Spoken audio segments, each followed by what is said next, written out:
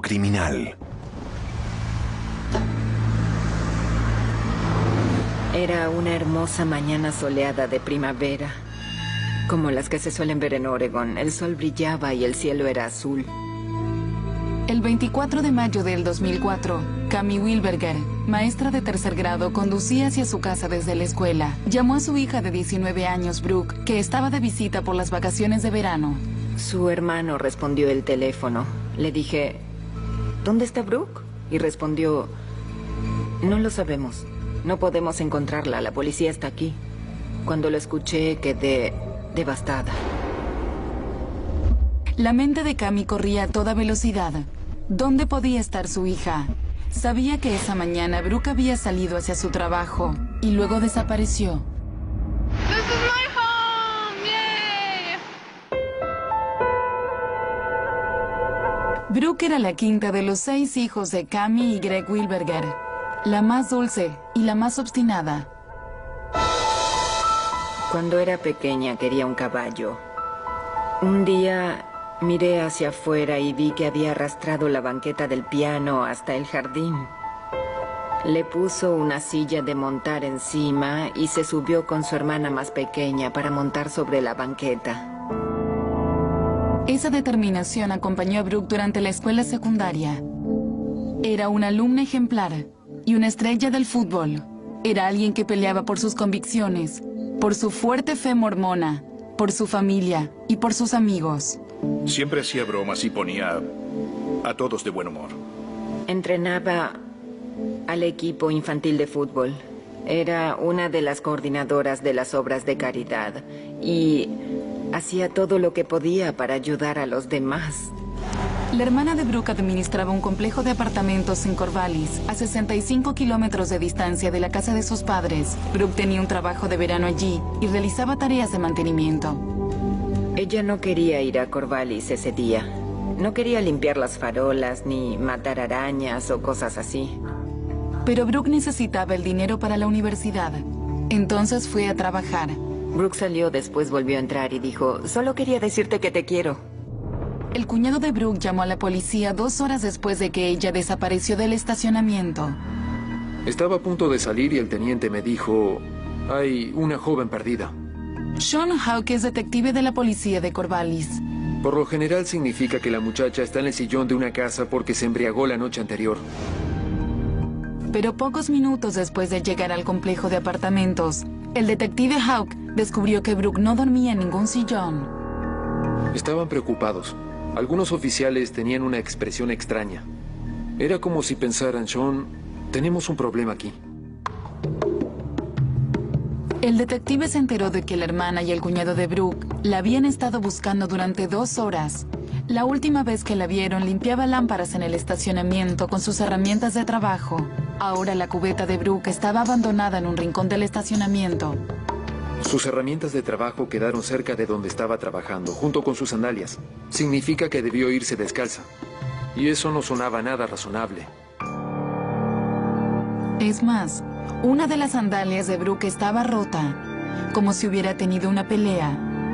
El auto y el celular de Brooke seguían en el complejo, su cartera también. Aparentemente había alguien más involucrado en esto. No era una fuga, era algo diferente. Reunimos a los equipos, oficiales de policía, investigadores y oficiales estatales. Los oficiales se dispersaron alrededor del complejo de apartamentos. Debíamos abrir todas las puertas, ver dentro de cada auto, averiguar los nombres de los involucrados, de los que vivían allí y de los visitantes. No sabíamos nada. Podía estar debajo de alguna cama o en algún armario. Simplemente no lo sabíamos. 3 residentes le dijeron a la policía que habían escuchado algo extraño. Un grito breve y agudo de mujer en algún momento entre las 10 y las 10:30 de la mañana. Pero a ninguno se le ocurrió llamar a emergencias. Sorprendentemente, ninguno de los casi 250 residentes entrevistados por la policía vio nada. ¿Cómo era posible que secuestraran a Brooke de un lugar tan público sin que hubiera un solo testigo? Tuvieron que secuestrarla muy rápidamente en un vehículo. Había muchas posibilidades de que se la llevaran en una camioneta. Sería difícil ver a una muchacha luchando detrás de los vidrios polarizados de una camioneta. Y sería aún más difícil escucharla gritar una vez adentro. Mientras la policía golpeaba puertas buscando más pistas, el padre de Brooke conducía desesperadamente hacia Corvallis. Recuerdo que conducía lo más rápido que podía. Cuando llegué allí, había policías por todos lados. Estaban interrogando a unos niños. El detective Hawk interrogó incluso a los hermanos y hermanas de Brooke y no fue un momento agradable para ninguno de ellos. Todos eran sospechosos potenciales. Aplicamos el polígrafo a todos, especialmente a los hombres, a su hermana y a algunos otros miembros de la familia, porque esa era la norma. Sería algo negligente no haberlo hecho. Era doloroso, pero había que hacerlo. Mientras tanto, cientos de voluntarios se acercaron al complejo de apartamentos. Personas que ofrecían su ayuda. Personas que la policía no conocía. No sabíamos si nuestro culpable estaba ahí, si estaba en ese grupo. Mientras el sol se ponía, los voluntarios registraron las lagunas y los bosques vecinos en busca de alguna señal de Brooke. Su padre se unió a ellos. Trabajaron durante toda la noche. Había buscadores y rescatistas del condado de Benton. Y había además tantos voluntarios que se dividieron en grupos y equipos y salieron a buscar. Creo que probablemente había 30 personas en cada grupo. Nos preguntaron nuestros nombres y nos pidieron que nos mantuviéramos unidos y atentos a cualquier cosa que pudiéramos ver. Y que recorriéramos diferentes áreas. Realmente no sabíamos qué hacíamos. Esperábamos encontrarla. La noche se volvió fría. Resultaba difícil pensar en Brooke allá afuera, sola, en la oscuridad con su secuestrador. Desesperados por una pista, los oficiales interrogaron a Greg y Camille Wilberger una y otra vez durante los días posteriores a su desaparición. Nos hicieron muchas preguntas, como quiénes eran sus amigos, quién la había llamado desde que vino a casa de la universidad. En ocasiones nos preguntaban varias veces lo mismo, y nosotros pensábamos, ya nos preguntaron eso antes. Fue muy duro para los Wilberger, pero el hermano de Greg, un detective de homicidios de Arizona, les dio a los aterrorizados padres un consejo sencillo. Hablen con los policías y mantengan vivo el nombre de Brooke. We would do anything to bring Brooke home. Los padres de Brooke daban conferencias de prensa regularmente. We love her. We love her so much, and all of her family would say that. Cada mañana, un ejército de voluntarios se movilizaba para buscarla en los bosques y en los barrancos, pero no había señales de Brooke. Y después de 11 días, se suspendió la búsqueda. Sabíamos qué pasaría. Buscaron en todos los lugares posibles del área. No encontraron nada. Sabíamos que hicieron un gran esfuerzo y nos dimos cuenta de que no podían seguir para siempre. Era hora de que volviéramos a casa y que tratáramos de rehacer nuestras vidas.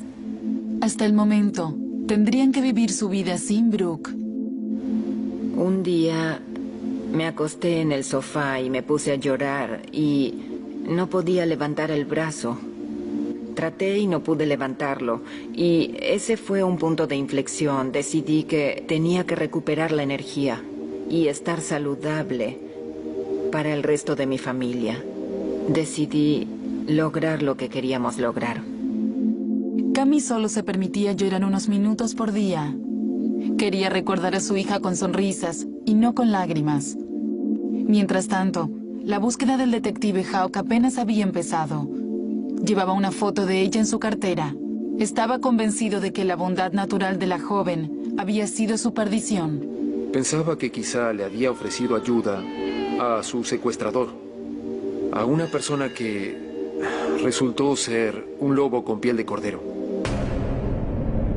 Un lobo que buscaba una presa joven esa mañana. El complejo de apartamentos estaba cerca del campus de la Universidad Estatal de Oregón. Este es el mejor lugar para encontrar, bien, muchachas universitarias. Los investigadores sabían que esa clase de comportamiento depredador caracteriza a los violadores seriales y organizaron un rastreo masivo de todos los delincuentes sexuales registrados en la zona.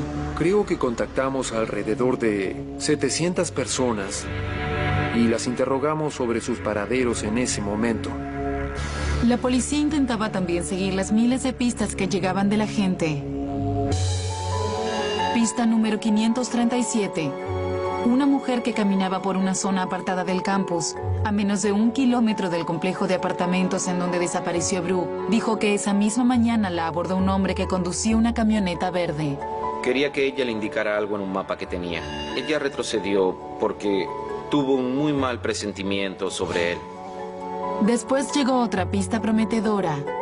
Una mujer que caminaba sola por un estacionamiento aislado, también a pocos metros del complejo de apartamentos donde habían secuestrado a Brooke, dijo que un hombre en una camioneta verde la detuvo para pedirle indicaciones.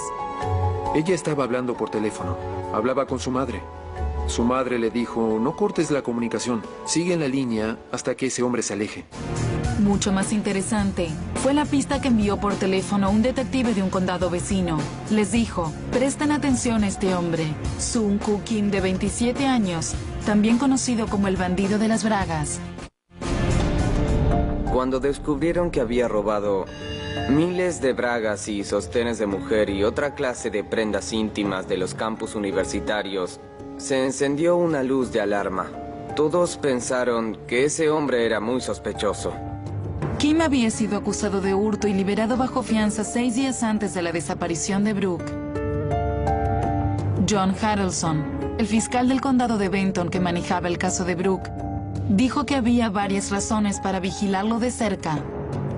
Estaba interesado en una de las integrantes del equipo de natación de la Universidad de Oregon. Ella era rubia y se podría decir que tenía un gran parecido con Brooke Wilberger. Esa muchacha era también una visita frecuente en el complejo de apartamentos donde desapareció Brooke. De hecho, Kim había robado prendas de una secadora de la lavandería un par de semanas antes del secuestro. Cuando la policía revisó la computadora de Kim, encontró una gran cantidad de evidencia, imágenes de mujeres torturadas y mutiladas. Además encontraron otra prueba, igualmente perturbadora, un escrito del propio Kim. Descubrieron que había un documento en su computadora llamado ueo.doc. Significaba UEO, Universidad Estatal de Oregón. El documento enumeraba una serie de actos violentos: violación, estrangulamiento, asfixia por suspensión. Quedé impactada por la descripción de los actos y por su naturaleza. La madre de Kim dijo que se sintió avergonzada por el material hallado en la computadora de su hijo y aseguró que eso demostraba que estaba mentalmente enfermo, que representaba más riesgo para él que para los demás. Nunca tocó a una mujer en toda su vida. Pero la policía no estaba tan segura. Pusieron a Kim bajo vigilancia 5 días después de la desaparición de Brooke. Sospechaban que podía tenerla prisionera y decidieron llevar adelante su plan. Alrededor de las 3 de la madrugada, escuché una gran explosión. La madre de Kim dijo que estaba dormida cuando un equipo SWAT de la Policía Estatal de Oregón irrumpió en su hogar. Uno de los hombres tenía una especie de armadura y antiparras. Abrió la puerta de golpe, pateó la puerta y me apuntó con un arma. Arrojaron gases lacrimógenos, los esposaron y los sacaron de la casa a punta de pistola. Según la madre de Kim, su esposo recibió el impacto de una bala de goma a corta distancia. Los oficiales registraron la casa en busca de Brooke, pero no había señales de ella. La policía se llevó a su hijo en custodia, pero lo liberaron al día siguiente. Una semana después de la requisa, el fiscal del condado declaró que Kim era extremadamente peligroso y que no podía estar libre. Any comment about being a person of interest in the case of Corvallis? No comment, Jim. El 21 de junio, Kim regresó a la corte para enfrentar nuevos cargos de hurto que se sumaron a los anteriores. El juez estableció su fianza en $10 millones para mantenerlo en prisión. ¿Tenían finalmente los investigadores prisionero al secuestrador de Brooke? Asombrosamente, el detective Hawk no creía que fuera así. Para él, el bandido de las bragas era una distracción y no un sospechoso. Por lo que pude ver en los documentos y en los informes policiales, él huía de las autoridades. No tenía esa clase de agresividad. No era un secuestrador ni un delincuente sexual. Ni siquiera acosaba a las mujeres. Hawk estaba en lo cierto. Kim tenía una coartada contundente para el día del secuestro. Además, superó la prueba del detector de mentiras, donde declaró que nunca había tenido contacto sexual con nadie, y mucho menos con Brooke Wilberger. Eventualmente, fue condenado por hurtos múltiples y por un cargo de pornografía infantil. Pero quedó claramente exonerado en el caso Wilberger. Los investigadores estaban de nuevo donde habían empezado. Su pista más prometedora se había disuelto como el humo. La investigación, que se había transformado en una lección de esperanza para la policía y para los padres de Brooke, empezó a convertirse en algo más oscuro y urgente. Secuestrar a una persona en un lugar público y a plena luz del día es un acto muy arriesgado.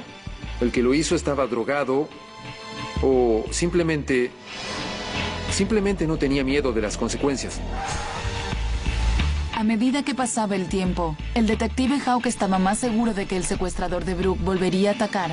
Me preguntaba si pasaría algo más, si tenía tendencias seriales y si atacaría otra vez. Los investigadores no podían detenerlo. No tenían pistas reales y empleaban su tiempo en investigar las que llegaban ocasionalmente a la línea de emergencias. Las personas decían, sí, la vi en un supermercado en Dallas. O creo que mi tío lo hizo. Algunas pistas eran más absurdas que otras, como que Brooke era una estrella porno en Las Vegas. Cami y Greg decidieron no tomarlas en serio, y aunque todas las pistas resultaban ser falsas, los padres de Brooke nunca perdieron las esperanzas. Nunca se sabe si la próxima pista será la verdadera. Meses después de la desaparición de su hija, los Wilberger continuaban con su misión: encontrar a Brooke.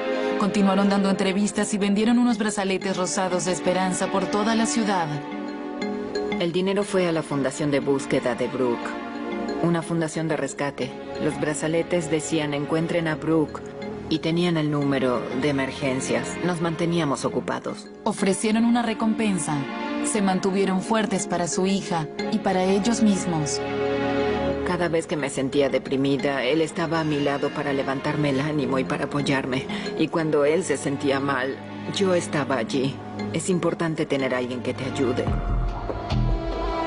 Y entonces, sucedió algo a miles de kilómetros de distancia, en Albuquerque, Nuevo México. Eran las 6 de la tarde del 29 de noviembre del 2004. Un par de días después de Acción de Gracias, una estudiante universitaria rubia caminaba hacia su casa en medio de la nieve. La víctima caminaba por la calle. El abusador estaba estacionado justo aquí. Salió de su vehículo y se acercó a la víctima por atrás, la amenazó con una navaja, le colocó la navaja en la nuca y la arrastró hasta su auto. Así de rápido. En un par de segundos, nadie vio nada. El hombre le ordenó a la estudiante que se quitara la ropa y los zapatos. Luego la llevó a un estacionamiento donde la violó amenazándola con un cuchillo. La ató con los cordones de sus zapatos y con su bufanda.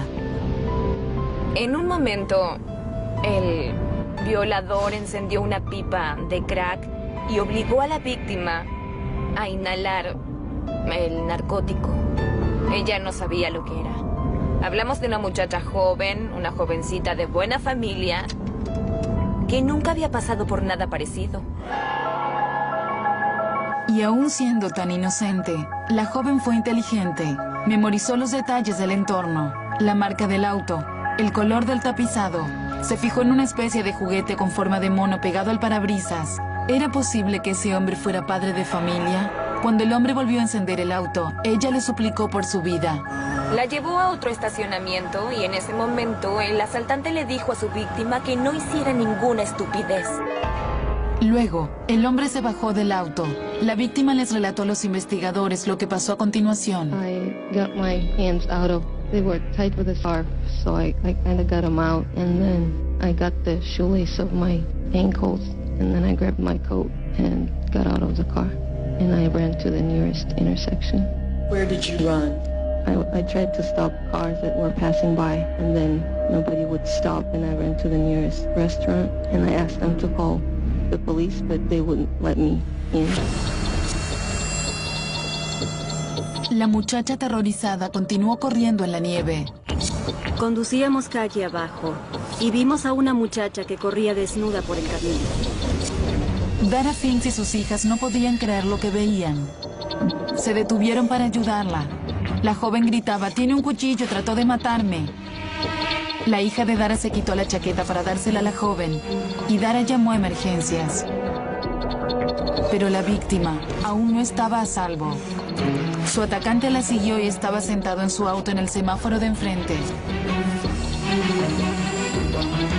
Cuando la vio, trató de saltar al asiento delantero. Le dijimos, escóndete atrás y cierra la puerta. No dejaremos que te lastime. El hombre se alejó con su auto y se cruzó con el patrullero que respondió a la llamada de auxilio. Ella se sentó en el auto de policía y me dio las gracias por haberle salvado la vida. Me dijo gracias. Los investigadores quedaron impresionados por el nivel de detalle que la víctima les dio sobre el ataque. Pudo recordar el color del tapizado del vehículo. Pudo ver el exterior del auto y dijo que era color rojo o morado. Todos esos datos fueron cruciales para la investigación. En pocas horas, la policía encontró el auto del atacante. Estaba estacionado a 6 kilómetros de distancia frente a la casa de un conocido vendedor de drogas y era exactamente igual al que la víctima había descrito. Un Honda Civic rojo con un mono de peluche adherido a la ventana trasera con unas piezas de goma. Cuando miraron en el interior del auto, vieron el otro cordón y varias prendas de la víctima. En ese momento, el atacante salió de la casa donde venden las drogas, que llamamos la Casa de las Drogas, y fue apresado por los oficiales. Su nombre era Joel Patrick Courtney. Tenía 38 años y era padre de 3 hijos. Pero no era lo que se dice un hombre de familia. Su esposa había solicitado una orden de restricción en su contra en el mes de junio y aseguraba que había intentado estrangularla. Más tarde retiró la solicitud, pero 5 meses después, Joel Courtney fue acusado de violar a una estudiante universitaria. Si no la hubieran encontrado en el momento en que escapó, seguramente ahora estaría muerta. La fiscal Teresa Welch Watley leyó impresionada el informe policial. Mi reacción inmediata fue pensar que era un asesino serial, pero no sabíamos dónde estaban los otros cuerpos. Los investigadores de Nuevo México revisaron los antecedentes de Joel Courtney. Descubrieron que lo buscaban en Oregon por el cargo de conducir narcotizado. Llamamos a Newport, Oregon, porque pensamos que debíamos compartir la información con ellos y les podía para ayudar a los demás. La hermana de Brooke administraba un complejo de apartamentos en Corvallis, a 65 kilómetros de distancia de la casa de sus padres. Brooke tenía un trabajo de verano allí y realizaba tareas de mantenimiento. Ella no quería ir a Corvallis ese día. No quería limpiar las farolas, ni matar arañas o cosas así. Pero Brooke necesitaba el dinero para la universidad. Entonces fue a trabajar. Brooke salió, después volvió a entrar y dijo... Criminal. Era una hermosa mañana soleada de primavera, como las que se suelen ver en Oregon. El sol brillaba y el cielo era azul. El 24 de mayo del 2004, Cami Wilberger, maestra de 3er grado, conducía hacia su casa desde la escuela. Llamó a su hija de 19 años, Brooke, que estaba de visita por las vacaciones de verano. Su hermano respondió el teléfono. Brooke era la quinta de los 6 hijos de Cami y Greg Wilberger, la más dulce y la más obstinada. Cuando era pequeña quería un caballo. Un día miré hacia afuera y vi que había arrastrado la banqueta del piano hasta el jardín. Le puso una silla de montar encima y se subió con su hermana más pequeña para montar sobre la banqueta. Le dije, ¿dónde está Brooke? Y respondió, no lo sabemos. No podemos encontrarla, la policía está aquí. Cuando lo escuché, quedé devastada. La mente de Cami corría a toda velocidad. ¿Dónde podía estar su hija? Sabía que esa mañana Brooke había salido hacia su trabajo y luego desapareció. This is my home! Yay! Esa determinación acompañó a Brooke durante la escuela secundaria. Era una alumna ejemplar y una estrella del fútbol. Era alguien que peleaba por sus convicciones, por su fuerte fe mormona, por su familia y por sus amigos. Siempre hacía bromas y ponía a todos de buen humor. Entrenaba al equipo infantil de fútbol. Era una de las coordinadoras de las obras de caridad y hacía todo lo que